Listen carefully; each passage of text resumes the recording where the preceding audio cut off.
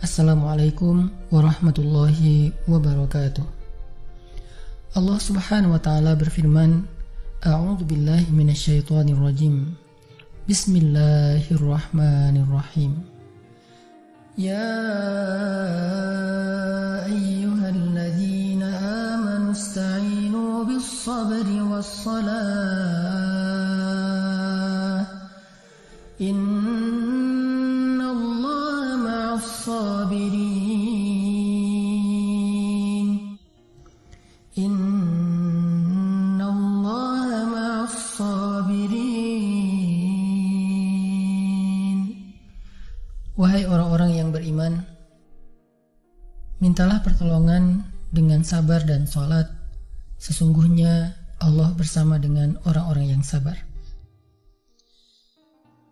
Kita sering mendengar ayat ini disampaikan oleh para ulama, para dai, para ustadz, tentang bahwa salah satu di antara cara menjemput pertolongan Allah subhanahu wa ta'ala itu adalah dengan melakukan ibadah sholat.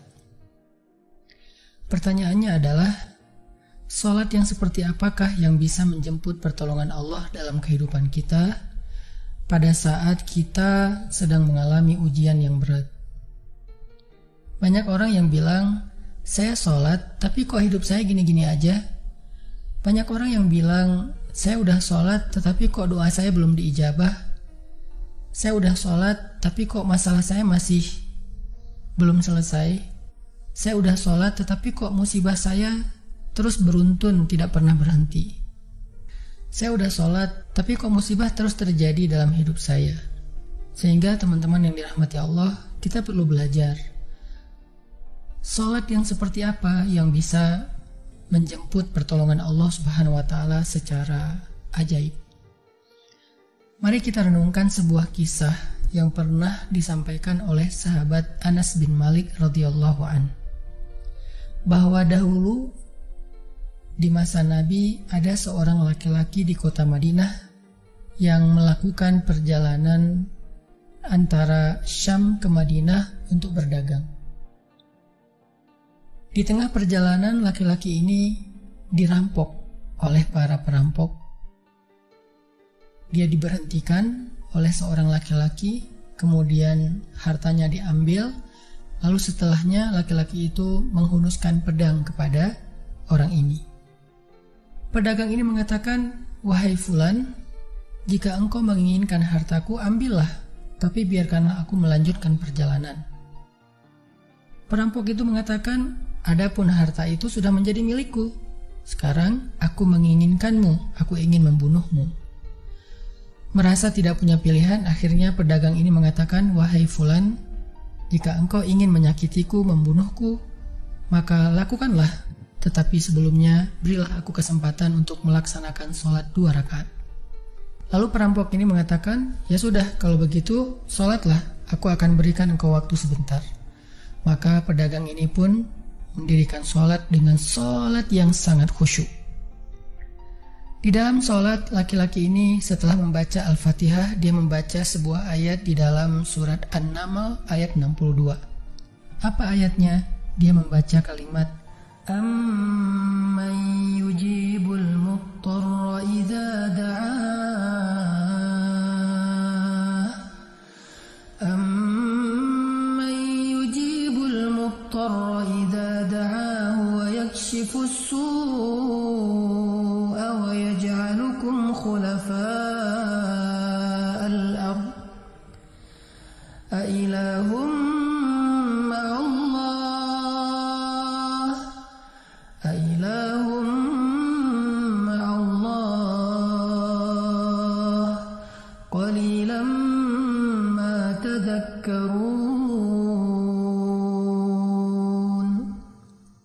Bukankah dialah Allah yang memperkenankan doa orang yang dalam kesulitan apabila dia berdoa kepadanya, dan menghilangkan kesusahan dan menjadikan kalian sebagai khalifah di muka bumi?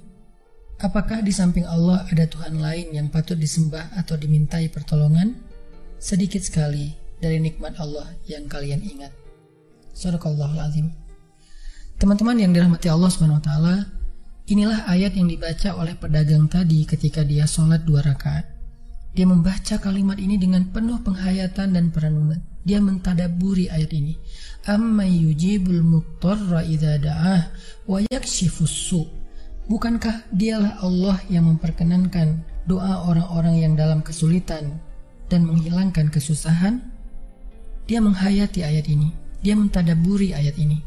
Sehingga muncullah rasa yakin di hatinya bahwa harapannya saat ini satu-satunya adalah Allah yang yujibul muttar. Dia dalam kondisi muttar, dalam kondisi kesulitan, dalam kondisi terancam. Muttar itu bisa bermakna terancam, kesulitan, kesusahan, dan berbagai macam makna dari ketidakberdayaan. Siapa yang yujibul muttar? Siapa yang akan memperkenankan doa orang yang tidak berdaya selain Allah?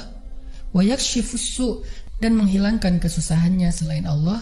Maka mulai muncullah rasa yakin di dalam hati laki-laki ini setelah membaca ayat tersebut. Setelah selesai dia lakukan sholat, kemudian dia mengangkat kedua tangannya. Dia berdoa kepada Allah dengan menyebut nama-nama Allah yang mulia. Ya Rabbi, wahai Tuhan yang maha pengasih, wahai Tuhan yang maha penyayang, wahai Tuhan yang memiliki arsy yang mulia, wahai Tuhan yang menampakkan makhluk, wahai Tuhan yang maha mengembalikan, wahai Tuhan yang maha melaksanakan apa yang Dia kehendaki. Aku mohon dengan cahayamu yang memenuhi sudut-sudut arsy-Mu. Hamba mohon kepadamu dengan kekuasaanmu yang menguasai makhluk-Mu dan dengan rahmat-Mu yang meliputi segala sesuatu. Tidak ada Tuhan yang berhak disembah selain Engkau, ya Allah. Wahai Tuhan yang maha penolong, tolonglah aku. Laki-laki ini berdoa meminta kepada Allah dengan menyebut kebesaran Allah di arsy, menyebut cahaya-cahaya yang dimiliki oleh Allah yang meliputi arsy-Nya yang mulia. Tiba-tiba setelah selesai berdoa, muncullah seorang laki-laki dengan pakaian hijau bercahaya. Dia mengendarai seekor kuda berwarna abu. Dia mengeluarkan pedang. Lalu perampok tadi mencoba untuk menyerang laki-laki berkuda itu. Tetapi laki-laki berkuda itu menendang dengan kudanya sehingga perampok ini terhempas, terjatuh. Kemudian laki-laki tersebut membunuh perampok itu seketika. Kemudian pedagang itu bertanya, "Siapakah Tuan?" Lalu penunggang kuda itu menjawab, "Ketahuilah, saya adalah malaikat yang turun dari langit ketiga. Ketika kamu berdoa kepada Allah kali yang pertama, kami para malaikat mendengar suara gemerincing dari pintu-pintu langit. Sehingga para malaikat bertanya-tanya, apa yang sedang terjadi? Tiba-tiba muncullah doamu yang kedua, hingga pintu-pintu langit terbuka dan nampaklah cahaya yang sangat benderang. Dan di doamu yang ketiga, datanglah malaikat Jibril kepada kami seraya berseru, siapakah di antara kalian wahai para malaikat yang mau menolong hamba Allah itu? Lalu aku memohon kepada Allah agar Ia mengizinkanku melaksanakan tugas ini. Wahai hamba Allah, ketahuilah, barang siapa yang berdoa dengan doa yang engkau baca tadi ketika dalam kesedihan, penderitaan, dan dalam keadaan sedang susah, maka Allah akan melepaskannya dari kesedihan dan akan menolongnya." Teman-teman yang dirahmati Allah Subhanahu wa Ta'ala, itulah salah satu kisah tentang keajaiban sholat seorang pedagang yang dengan sholat itu Allah Subhanahu wa Ta'ala mendatangkan pertolongan yang luar biasa dalam masalahnya. Pertanyaannya adalah, apa rahasia sholat pedagang itu sehingga Allah mendatangkan malaikat khusus yang menunggang kuda berwarna abu, lalu malaikat ini membunuh perampok yang ingin mencelakai pedagang itu? Salah satu rahasia dari sholat pedagang itu, kata para ulama, adalah dia melakukan ibadah sholat dengan ihsan. Seperti yang dikatakan Nabi tentang bab ihsan, an ta'budallah ka'annaka tarah fa in lam takun tarah fa innahu yarak. Ketika engkau beribadah kepada Allah, seolah-olah engkau melihat Allah. Jika engkau tidak bisa melihat Allah, maka yakinlah Allah melihatmu. Di sini Nabi mengajarkan kepada kita tentang sholat yang terkoneksi langsung dengan Allah Subhanahu wa Ta'ala. Terkoneksi dalam yakin dan iman sampai seolah-olah kita melihat Allah Artinya ketika kita bisa sholat seolah-olah kita melihat Allah, lalu dengan kondisi seperti itu kita meminta pertolongan Allah dengan penuh keyakinan, itulah sholat yang mendatangkan pertolongan Allah.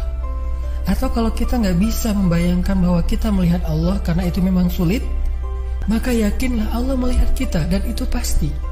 Artinya bahwa Allah itu pasti mendengar kita, melihat kita, dan sedang menunggu apa yang kita butuhkan. Maka orang yang bisa melakukan sholat dalam keadaan benar-benar seperti sedang bertemu dengan Allah, lalu dia meminta pertolongan Allah Subhanahu wa Ta'ala seperti pedagang tadi, maka sholatnya itulah yang disebut di dalam Al-Quran wasta'inu bis sabri wassholah, sholat yang bisa mendatangkan pertolongan Allah Subhanahu wa Ta'ala.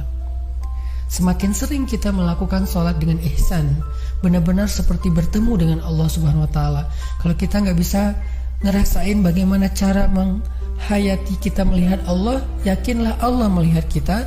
Dan kalau kita bisa mendawamkan ini dalam sholat 5 waktu dan dalam sholat-sholat sunnah kita yang lain, terutama sholat tahajud, maka insya Allah sholat kita sudah menjadi jalan keajaiban dalam kehidupan kita. Barakallahu fiikum.